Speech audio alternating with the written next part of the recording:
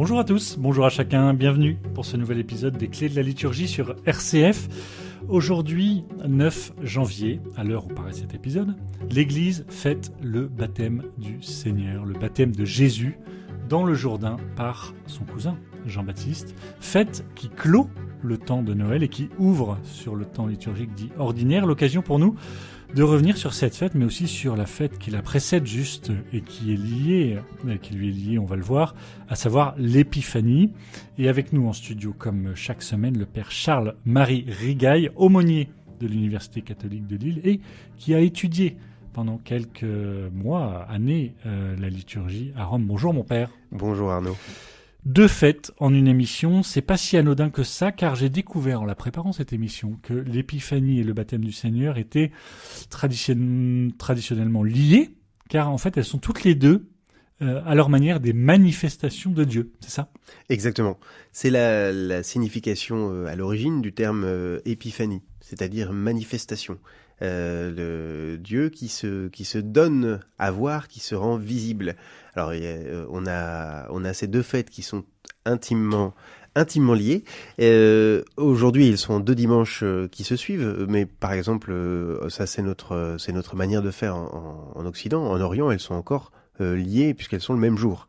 On a véritablement quelque chose de Dieu qui se manifeste. Souvenez-vous du texte du baptême du Seigneur. Le ciel s'ouvre. Et Dieu dit, celui-ci est mon fils bien-aimé, en lui j'ai mis tout mon amour.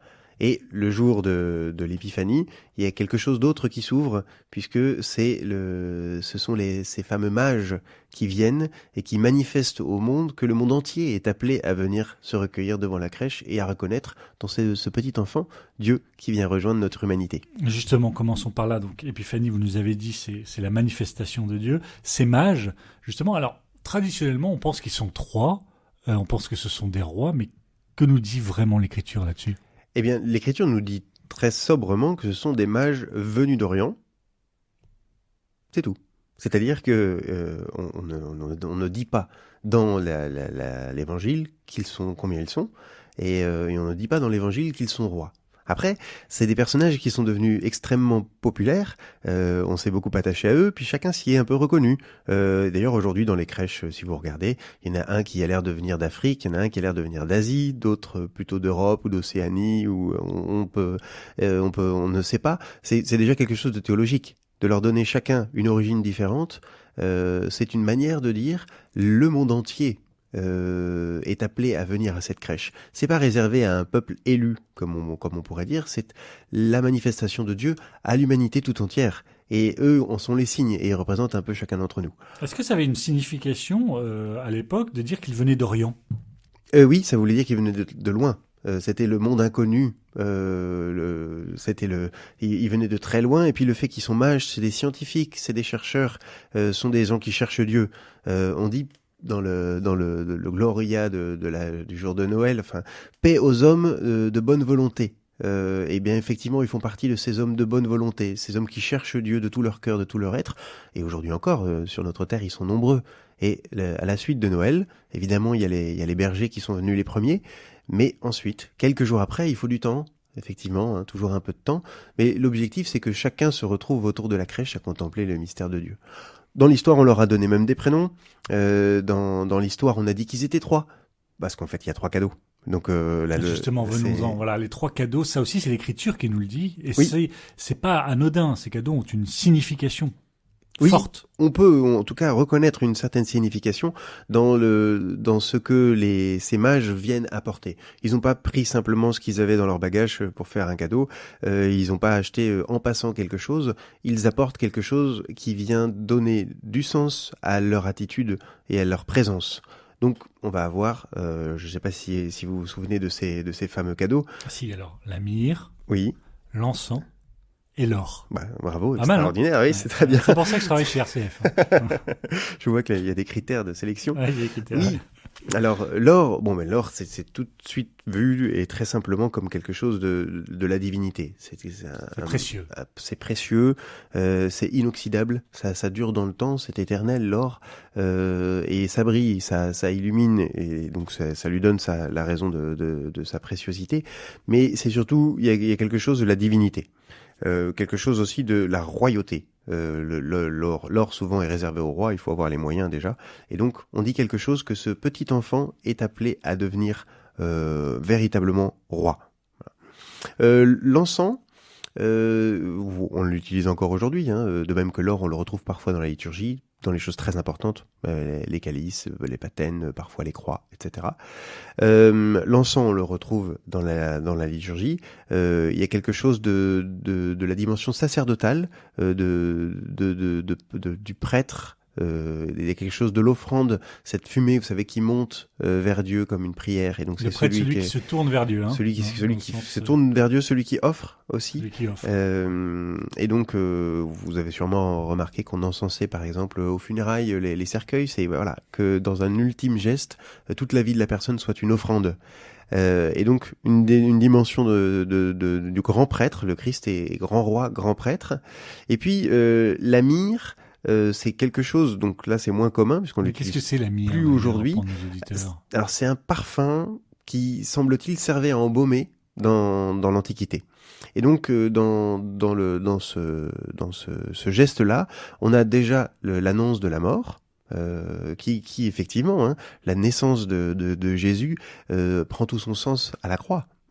C'est le même mystère qui se déploie de Jésus Jésus-Christ, vrai homme et vrai Dieu, qui ensuite donnera sa vie pour sauver toute l'humanité à la croix. Et donc ce parfum, la myrrhe, nous dit la dimension de l'humanité et de la divinité. L'humanité par la mort et la divinité par justement la vie éternelle qui est vécue. Donc vous voyez, prêtre, prophète, roi, ces différentes dimensions se retrouvent dans ces trois cadeaux. Et donc, c'est pas simplement des petits cadeaux de naissance que les rois mages font, c'est véritablement une annonce théologique qui est faite. Roi mage, qui dit roi mage dit crèche. Certainement que nos auditeurs l'ont encore chez eux, cette crèche, puisque on la retire plus tard. Et pourtant, aujourd'hui, baptême du Seigneur, se termine le temps de Noël. Donc on pourrait imaginer qu'on pourrait retirer la crèche. Pourquoi on la garde encore, cette crèche ? Oui, le temps de Noël est donc terminé. On va repasser dans le temps ordinaire, comme on dit. C'est quelque chose. L'histoire qui veut ça. Alors c'est quelque chose d'assez beau parce qu'en fait cette crèche, elle est ancienne. On ne sait pas exactement quand commence l'arrivée des crèches dans nos familles, dans les églises. Certains disent que c'est Saint François d'Assise. Exactement, il y a cette tradition-là, mais de manière plus ancienne, on sait que le soir de Noël, à Bethléem, on allait dans le lieu où on faisait mémoire de la naissance de Jésus, dans cette grotte assez tôt. On est au IVe siècle quand on construit déjà une basilique sur cette grotte où on se souvient du lieu de la naissance de Jésus. Et donc on invente une liturgie un peu particulière pour cette grotte le soir de Noël.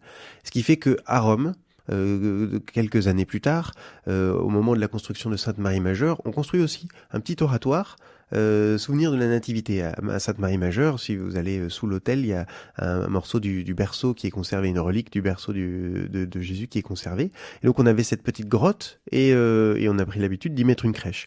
Après on a pris l'habitude de faire des crèches vivantes. Et là effectivement la plus connue, c'est celle qui a lieu dans la nuit de Noël 1223, Saint François d'Assise qui fait une représentation de la crèche de Noël.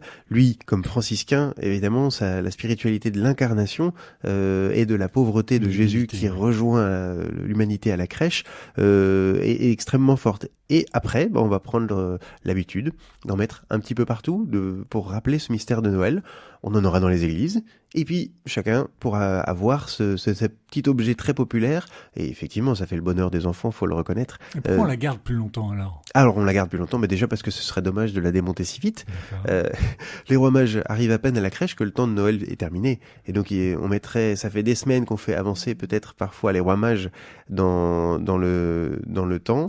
On les fait avancer le long pour qu'ils arrivent à la crèche. Et quand ils sont à la crèche, on les enlève tout de suite. Donc non, en réalité, autrefois, le temps de Noël se terminait à la Chandeleur. Donc c'est historique aussi. C'est historique. Il se terminait à la Chandeleur, et donc au moment de la Chandeleur, on démonte la crèche, parce que quelque chose s'est accompli.